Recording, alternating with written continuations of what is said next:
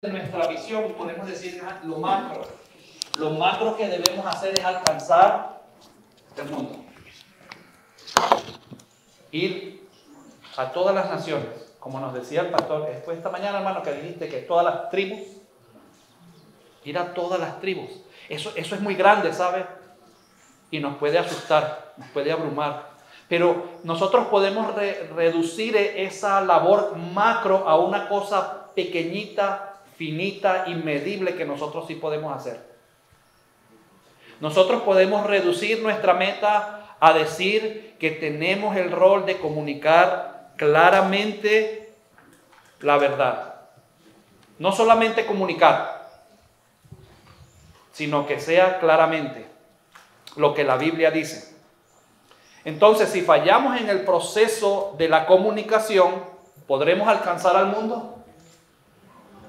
No, porque si fallamos a nivel de esto micro, de esto pequeño, vamos a fallar a nivel de lo macro y de lo más grande. Y en eso quiero que pensemos. Porque la comunicación de la verdad implica más que solo hablarla.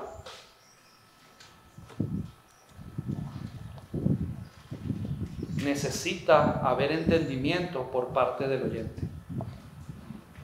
El proceso de cambio en las vidas de aquellos que escuchan nuestro mensaje es una obra espiritual que jamás podríamos fabricar nosotros por nosotros mismos, aunque fuésemos los mejores comunicadores del mundo. Tenemos que reconocer que tenemos solo una parte en ese proceso. Y Dios nos ha dado esa parte como una mayordomía por la que tendremos que dar cuentas. Nuestro rol es comunicar la verdad claramente. Y el Espíritu Santo va a convencer de pecado, de justicia y de juicio. ¿Ven cómo Él nos ha hecho sus colaboradores? Y hablábamos este fin de semana de que somos un cuerpo y necesitamos hacerlo. Y esta mañana nos decían que tenemos que obedecer a esa cabeza para hacerlo. Entonces nosotros debemos cuidarnos de pensar que nuestro rol es más del que es, pero también debemos cuidarnos de echar encima de Dios lo que nos corresponde a nosotros. Yo he escuchado a veces personas que dicen, no, es que nuestra labor es convertir gente, vamos a convertir gente. Mire, ese no es nuestro rol. Ese es el rol del Espíritu Santo, convencer al incrédulo. Pero ¿cómo lo va a convencer? Con el mensaje que estamos comunicando. Entonces, esa es nuestra parte como colaboradores de Dios. 1 Corintios 14, del 9 al 11. Dice, así también ustedes, a menos que con la boca pronuncien palabras inteligibles, ¿cómo se sabrá lo que dicen? Pues hablarán al aire. Hay quizás muchas variedades de idiomas en el mundo y ninguno carece de significado. Pues si yo no sé el significado de las palabras, seré para el que habla un extranjero y el que habla será un extranjero para mí. Y lo que quiero resaltar de este pasaje que estamos leyendo es el hecho de que si las palabras que usamos no se pueden entender, de nada le sirve al oyente escucharlas, por muy provechoso que sea el mensaje que transmiten. Hermanos, porque el provecho espiritual de un mensaje está basado en el entendimiento de ese mensaje. ¿Sabe? Por allá no recuerdo si fue en Indonesia o en Filipinas, había un equipo misionero que estaba en una tribu aprendiendo el idioma, estudiando la cultura, pero todavía no estaban a un nivel donde podían comunicar el evangelio. Sin embargo, fueron desarrollando relaciones con la gente para ir aprendiendo, haciéndose amigos de ellos, para conocerles mejor. Y en ese camino se enfermó el amigo más cercano del misionero. Y comenzó a deteriorarse su salud y a deteriorarse, y hasta que una noche muy lluviosa vinieron corriendo a su casa, muy tarde en la noche, y le dijeron, mira, fulano de tal, el hombre se está muriendo. El misionero salió corriendo como estaba vestido, se sentó al lado del indígena, de su amigo que está allí en su lecho de muerte. Y el misionero no sabía qué hacer y tenía angustia, sabía que hasta ahí le había llegado la vida de ese hombre. ¿Y cómo hago? No tengo palabras para predicarle el evangelio, no las sé todavía. Hermanos, en su frustración, ¿saben lo que hizo el misionero? Comenzó a predicarle en inglés, porque era el idioma materno del misionero. Y le dijo todo el mensaje del evangelio en inglés. ¿Y qué creen ustedes que pasó? Que el indígena se murió, hermano, y no conoció a Cristo. ¿O sí? ¿Qué creen ustedes? Pero él dijo la palabra de Dios. ¿Ah? ¿Verdad que no? El indígena no entendió una papa. Después, hablando con sus compañeros y él contándose el testimonio, él decía: hermanos, yo sabía que eso no estaba haciendo nada, pero yo tenía que hacer algo. No podía dejar que mi amigo se muriera así. Hermanos, el provecho espiritual de un mensaje está basado en que la gente lo entienda. Si no lo entiende, no hay provecho, por más que usemos las palabras correctas. Entonces, ¿qué queremos lograr? Comunicarnos. ¿Pero qué es la comunicación? Iba a preguntar si alguien sabe, pero mejor les digo. La transmisión de un mensaje de la mente de una persona a la mente de otra por medio de palabras, gestos y otras señales no verbales. ¿Verdad? Porque comunicarnos no es solamente palabras. Hay una serie de cosas que están en torno a las palabras que decimos que comunican algo. El tono de voz con que digo, la manera como lo hago, el lenguaje corporal que uso. Todo eso es parte del proceso de comunicación. Los que vinieron ayer recuerdan el ejemplo del borracho. Eso era comunicación. Él no había dicho una sola palabra y comunicó un tremendo significado errado, solamente con ponerse de pie. Cuando la madre de uno le pelaba los ojos. Exactamente. Cuando la mamá de nosotros nos pelaba, yo sé que hoy en día las generaciones de hoy en día no les pelan los ojos, porque pobrecitos, se nos rompen de cristal, pero eso es otro tema. Pero cuando la mamá nos pelaba los ojos, comunicación total. Ahí entendíamos todito, ¿verdad? Sabíamos que la nalga iba a quedar rojita cuando llegáramos a la casa. Sí, señor. ¿Saben lo que yo hacía? Me ponía mis interiores, un short y el pantalón un blue jean. Pero ellos sabían eso y me mandaban a quitar todo eso. Comunicación, más que solo las palabras, es la transmisión de un mensaje que yo tengo aquí para ustedes. Sigo, hay mucho que decir.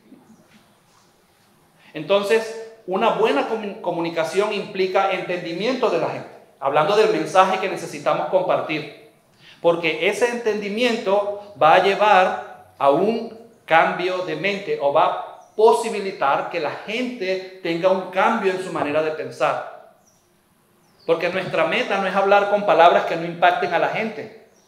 Queremos comunicarnos de una manera efectiva para que el incrédulo vea que está en una encrucijada, que tiene que decidir por la vida o por la muerte. Necesita cambiar su mente. Para que pueda ejercer fe. Porque lo fundamental para la fe es el entendimiento. Si no entiendes cómo ejerces fe en algo que no entiendes, que no conoces, que ni sabes lo que es. Cortico. Tengo un amigo que hoy en día está en el mundo musulmán y antes de ir como misionero de tiempo completo hizo un viaje exploratorio y de esos con propósito y fue con una organización y la idea era, en ese país permitían que uno predicara. Entonces iban de puerta en puerta tocando para hablar acerca de Cristo. Y a él le tocó con otro compañero y tocaron una puerta y le dijo: mire, queremos hablarle de Jesucristo. Y la respuesta de la persona que abrió la puerta: no, mire, esa marca de lavadora ya yo la tengo, no sé. Y le cerró la puerta. Hermanos, ¿Cómo puede uno llegar a estar convencido y confiar en algo que no entiende? No tenían ni idea quién era Cristo, entonces, ¿cómo iban a confiar en Él? La fe es posible de acuerdo al entendimiento que exista sobre lo que uno cree. Igualmente es imposible si hay falta de entendimiento.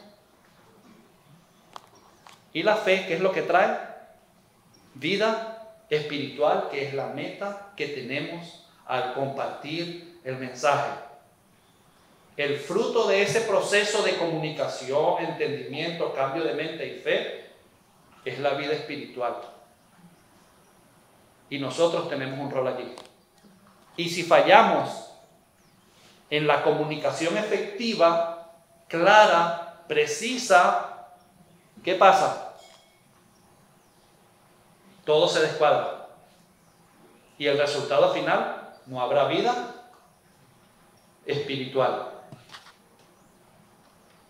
Entonces creo que tenemos mucho que pensar en cómo estamos llevando el mensaje.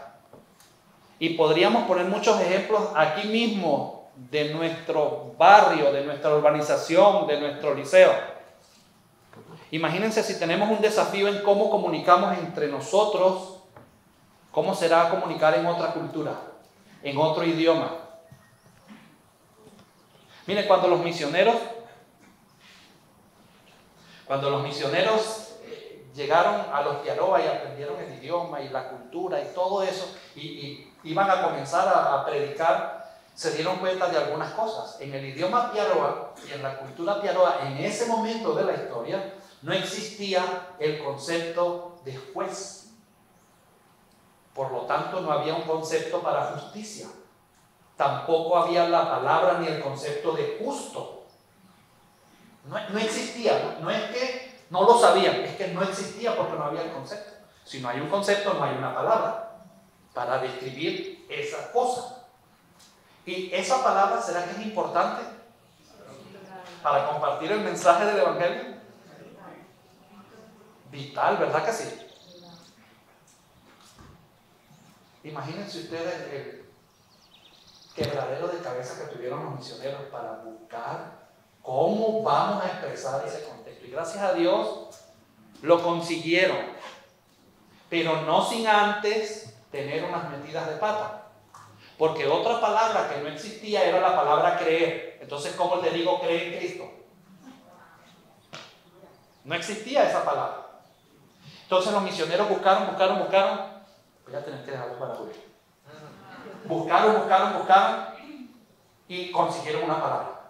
La usaron con 2 o 3 y comenzaron a enseñar esa palabra, con esa palabra. Pero el misionero comenzó a notar que cuando el grupo creció de quienes estaban escuchando el mensaje, la gente se reía. O la gente se burlaba, o la gente se privaba de la risa. Y fue a otra comunidad. Y pasó lo mismo y a otra. ¿Qué está pasando aquí? Comenzó a averiguar más. Resulta que la palabra que él estaba usando para creer, la que le dieron, significaba en el idioma Piaroa tirarse al piso a propósito. Caerse al piso a propósito. Entonces, tú quieres caerte al piso a propósito de Cristo. ¿Qué sentido tiene eso? Y el contexto en el que esa palabra funcionaba era para hacer como un payaso, para hacer algo cómico. Era como, ay, me caí, y todo, Hermanos, así. ¿Sí? ¿Alguno creyó con esa palabra? Hermanos, los misioneros tuvieron que ponerse a buscar, y bueno, por la gracia de Dios consiguieron la manera de expresar el concepto. Bueno, y hoy en día hay más de 150 iglesias en los Piaroa. Pero si fallamos en una comunicación efectiva y clara, vamos a fallar en que la gente tenga vida espiritual. Pasó con los macos, cuando recibieron el Evangelio en Piaroa, sin entenderlo mucho. Eso fue facilito, ¿verdad, Felicia? Fue complicado deshacer todo el mal entendimiento para establecer un nuevo y correcto entendimiento. Pero bueno, en todo proceso de comunicación hay 3 elementos esenciales: el idioma, la cultura y el contexto bíblico. Y los 3 funcionan en conjunto para poder comunicar un mensaje. En cuanto al idioma, el idioma es el embalaje verbal que utilizamos para entregar un mensaje a otra persona. Esa es una definición de idioma. Y lo que quiero resaltar de esto es que en esa definición es claro que no estamos contando con la telepatía, ¿verdad? No estamos, yo no estoy aquí parado y ustedes diciendo amén, amén. ¿Verdad que no? Yo tengo que usar un embalaje. Yo tengo que lo que yo tengo aquí en mi cabeza, embalarlo, ponerlo de una forma para entregárselos a ustedes y que ustedes puedan captar lo que yo estoy queriendo decir. Y recuerden que estamos hablando de un contexto de trabajar con otra cultura, de presentar el evangelio a otra cultura, a los macos, a los acahuayos, a los piaroas, etc. Y en Venezuela en particular esto es una realidad. El idioma nacional, ¿cuál es el idioma nacional? ¿Mayoritario? ¿Cuál? Castellano, español. Ese es el idioma mayoritario. Nuestro idioma español o castellano, como queramos decirlo, no tiene ningún vínculo histórico con los idiomas nativos de nuestro país. No hay. No es como hablábamos el fin de semana, que piaroa y maco se parecen, tienen la misma raíz de idioma. Yanomá, Sanomá, Yanomá, Michiriana tienen la misma raíz de idioma, se parecen. No hay ningún vínculo entre estos idiomas que acabo de nombrar y el español. Entonces, el alcance del español para usarlo con gente indígena en nuestro país es muy limitado, si no nulo. Entonces, si nosotros vamos a embalar nuestro mensaje para esas tribus, tenemos que escoger un idioma para usar. Alguien tiene que hacer el viaje lingüístico. ¿Quién debe ser? El incrédulo tiene que venir aquí y aprender mi idioma para yo decirle el mensaje. O yo tengo que ir donde él en cumplimiento de la orden de la cabeza para aprender su idioma, para compartirles el mensaje que me mandaron a mí a dar. ¿Cuál de las dos es? La segunda, ¿verdad? Opción B. Para comunicar efectivamente hay que dominar muy bien el idioma materno de los oyentes. No machacado, no machucado. Miren, George Orwell, un escritor muy famoso del siglo pasado, dijo que el lenguaje impreciso produce pensamientos imprecisos. Y déjenme ponerles un breve ejemplo para ver si me ayuda, que me ha funcionado, hermanos, en todas partes de Venezuela, menos en Maracay.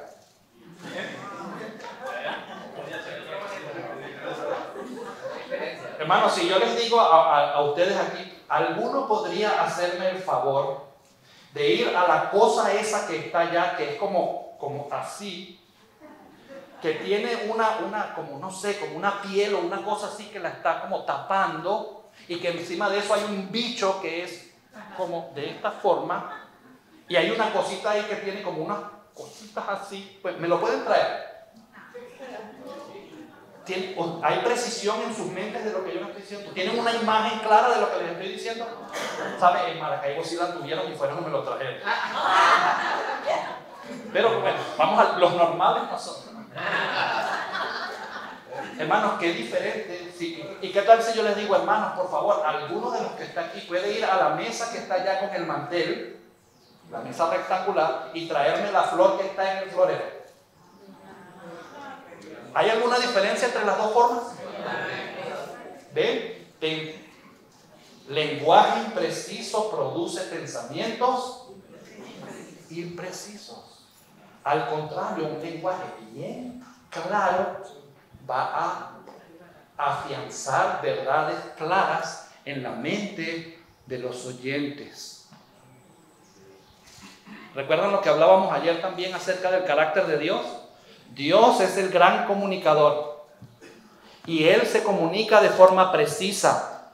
Entonces nosotros tenemos que seguir su ejemplo de cómo Él se comunica. ¿Saben por qué? Porque Dios es digno y el Evangelio es digno de una comunicación precisa y clara. Pero ¿cuántas veces desestimamos eso, hermanos? No, pues el mensaje como salga, eso no importa. Ni yo lo entiendo bien, pero yo lo voy a decir. ¿Eso honra a Cristo? No. Eso no honra al Señor. Y ni tengo chance para explicarle de cómo lo hemos hecho. Pero para comunicarnos efectivamente hay que dominar muy bien el idioma del corazón de quien nos oye. El Evangelio, por más poderoso que sea, no es una serie de palabras mágicas. Tiene que ser comunicado en el idioma que es entendible para el oyente.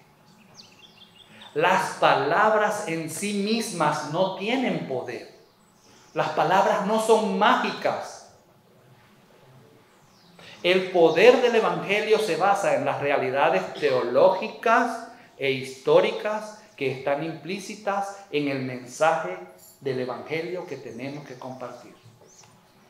Si no fuera por estas realidades teológicas e históricas, el Evangelio sería solo otro mito. Lo podríamos agregar al Popol Vuh, al hombre de maíz y a todos los demás mitos que hay.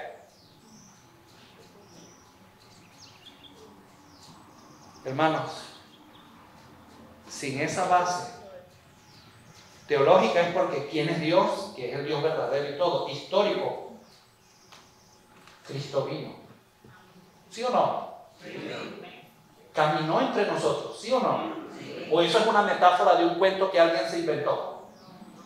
Cristo fue un buen maestro, ¿verdad que sí? Un maestro excelente. Y más nada. ¿Ah? ¿Saben? Cristo no murió en la cruz. Él se bajó de la cruz y se fue a Cachemira. Usted no vio, yo cuando estaba pequeño vi la portada de ese libro. No, hermano, nada de eso es verdad lo que le estoy diciendo. Lo que sí es verdad es que Cristo vino, habitó entre nosotros, creció, tuvo un ministerio terrenal, fue a una cruz de verdad histórica, real, no mitológica, murió, fue sepultado, resucitó y está en el cielo y va a venir con nosotros. Hermanos, sin esa realidad histórica,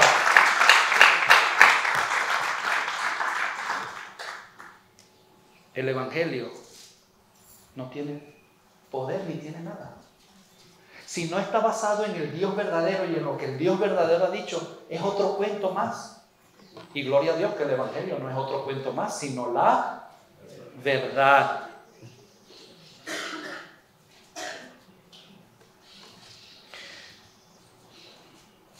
Yo en mi vida cristiana, hablando de membresía a la iglesia, yo he tenido solo 2 pastores, bueno, 3, pero 2 fueron de la misma iglesia, que el pastor se fue, pero yo estaba en la iglesia.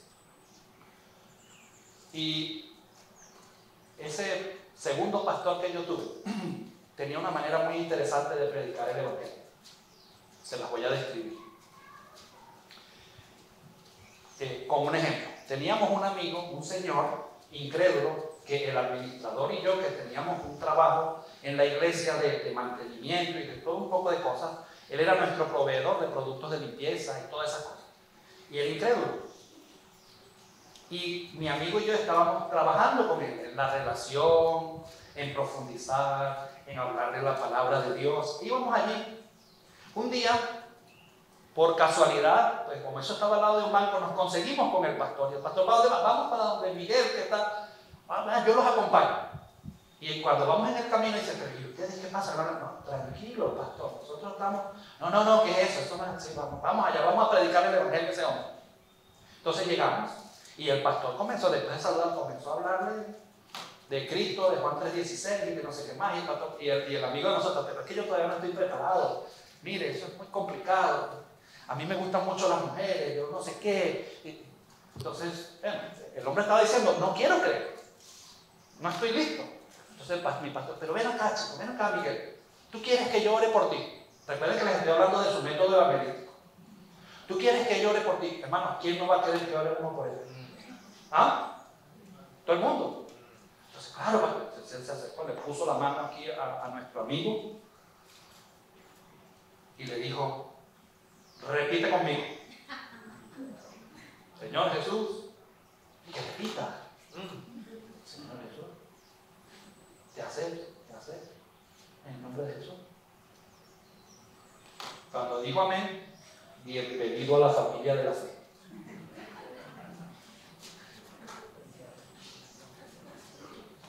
Hermanos, el evangelio no son palabras mágicas. No es por decir unas palabras que nos salvamos.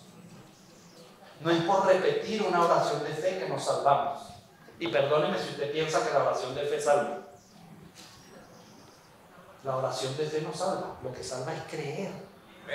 ¿Dónde ha encontrado usted en la Biblia que dice que hay que hacer una oración de fe para ser salvo?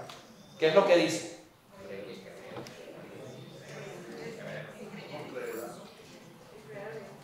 Si crees, eres. Punto. Entonces, mi labor es comunicar el mensaje tan clarito que la gente entienda que debe tomar una decisión de aceptar a Cristo o rechazar a Cristo. No hay magia en eso. No hay misticismo en eso. Confundimos cuando dice, y ahorita vamos a ver, confundimos cuando dice que no me avergüenzo del evangelio porque es poder de Dios para salvación. Entonces, claro, como es poder de Dios, eso tiene que darle por la cabeza y romperle la cabeza a todo el mundo. No, hermano, el poder del evangelio está en la realidad de lo que Cristo hizo. Y nosotros tenemos que comunicar eso claramente. Fíjense que dice el pasaje de Romanos 1, 16 y 17, que no me avergüenzo del evangelio porque es el poder de Dios para la salvación de todo el que cree. Del judío primeramente, también del griego, porque en el evangelio la justicia de Dios se revela por fe y para fe. Como está escrito, más el justo por la fe. ¿Ven que ahí no dice que es para los que escuchan? ¿Dice eso? Mucho menos dice que los que escuchan y no entienden. Para creer hay que entender el mensaje. Para poder nosotros volcar nuestra confianza en aquel que nos está predicando, o sea, a Cristo. Entonces, hermanos, si nosotros, voy a decir que yo y los otros que nos falta algo de pelo aquí, que ayer los vi, estamos aquí en la izquierda, somos los mensajeros, tenemos un mensaje, ese mensaje es el evangelio. Si nosotros no tenemos en cuenta el filtro del idioma, lo que va a pasar es que vamos a comunicar otra cosa. Mira, voy a cerrar con este ejemplo. Igual. ¿Cuál es el primer versículo que aprendemos cuando estamos niños y cuando llegamos a la iglesia? Juan 3:16, ¿cierto? ¿Cuántos se lo saben? Gloria a Dios. ¿Juan 3:16 es la palabra de Dios? ¿Sí o no? Claro que sí. En Juan 3:16 podemos hablar como una condensación del evangelio. ¿Sí o no? Juan 3:16 es la verdad, ¿sí o no? Entonces, hermanos, si yo les dijera a ustedes que Juan 3:16 tiene 4 errores teológicos, ¿qué me dirían ustedes? Hereje, ¿verdad? Y el pastor brincaría aquí y me quita el micrófono y me da un zapatazo. Pero miren esto. Si yo no tomo en cuenta bien el filtro del idioma, y vamos a ver también el de la cultura en otro momento, ¿sí? Mira lo que le pasa a un piaroa que escucha Juan 3:16. Aquí estoy yo. Henry es un piaroa que machuca el español. No es que lo habla perfecto, pero nos entendemos más o menos. Le digo, mira, Henry, yo necesito darle un mensaje aquí a tu gente. Y entonces yo comienzo a decir, repite, por favor, traduce. Porque de tal manera amó Dios al mundo. Y ahí está Henry, oyéndome. Y ahora, ¿qué le digo a la gente? Que yo le estoy diciendo que el Dios verdadero les ama, ¿sí o no? ¿No es eso lo que está comunicando Juan 3:16 en esa primera parte? De tal manera amó Dios al mundo. Pero Henry no conoce al Dios verdadero. El Dios de Henry es la danta, porque el Dios de los piaroas es la danta. Y en las culturas animistas, a Dios uno no se relaciona con él. Y ya vamos a hablar de eso como otro de los roles. Entonces, no hay una relación de amor. Entonces, él está teniendo un cortocircuito en su cabeza porque está diciendo, la danta me ama. ¿Y qué es lo que le dice a la gente? De tal manera la danta nos ama. Eso es lo que él sabe. ¿La danta es Dios? Ahí está el primer error teológico de Juan 3:16 para un piaroa, cuando no tomamos en cuenta que ha dado a su Hijo unigénito. ¿Cómo? Para allá voy. Pero, primero, ¿qué es unigénito? Esa palabra no existe en piadoa. Vamos a dejar esa por un lado por un momento. ¿Cuál es la única manera que Henry conoce cómo se tiene un hijo? ¿Cómo? Bueno, gracias por no tener miedo de decirlo. La unión de un hombre con una mujer. ¿Sí o no? Sí. Entonces a Henry se le alumbra el bombillo. La danta tiene mujer. Y entonces eso es lo que le dice. Mire, la danta nos ama y tiene una mujer, y con esa mujer tuvo un hijo que no sé qué broma es, pero es un hijo. Segundo error. ¿Qué te pasa, Henry? Segundo error teológico. ¿Cómo? Que ha dado a su Hijo unigénito para que todo aquel que en él cree no se pierda. Y Henry está aquí pensando, ¿perderse de qué? ¿Saben, hermano? Un piaroa no se pierde, igual que un mago no se pierde en la selva.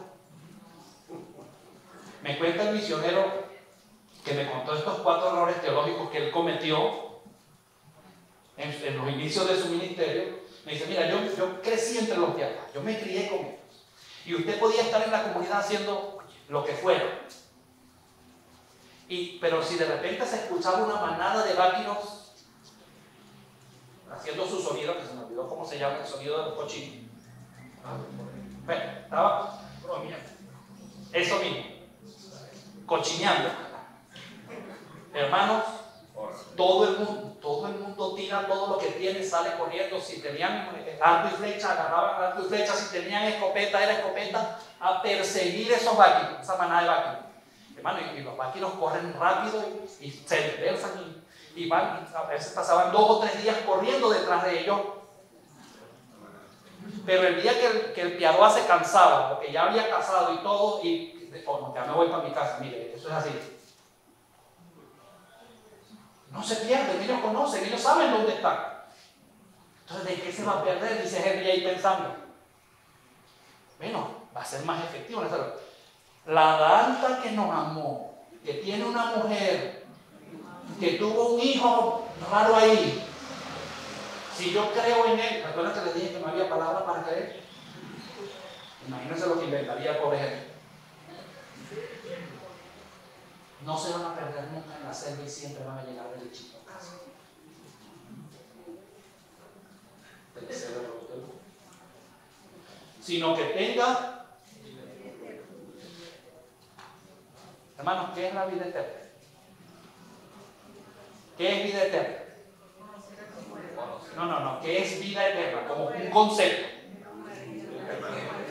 Claro, ¿qué es lo que es? No morirse nunca. Vivir siempre. Henry no sabe que la vida eterna es conocer a Jesucristo. No. Él lo que sabe es que no se va a morir nunca.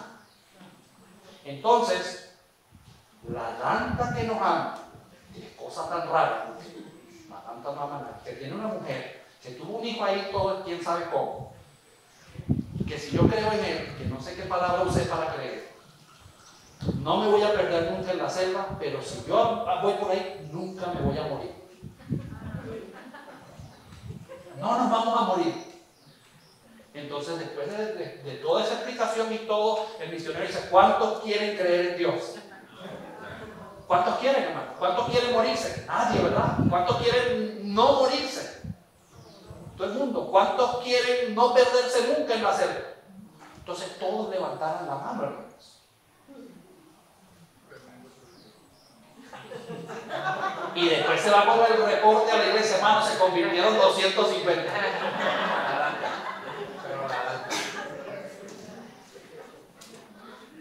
Por su avenilio. O sea, eso es nada, ¿sabes? Eso es que agarré las palabras y simplemente las cambié de orden. Salió otra cosa. Si no tenemos en cuenta el filtro del idioma, hermanos, no vamos a comunicar con claridad y precisión el Evangelio ni al maco ni a ninguna tribu. Tenemos que aprender a un nivel competente alto el idioma. Por eso Felicia nos contaba ayer que tardaron 10 años en llegar a ese punto. Hermanos, Dios mediante el julio continuamos con el filtro de la cultura y el del contexto bíblico. Amén. Que el Señor les guarde y gracias por la oportunidad.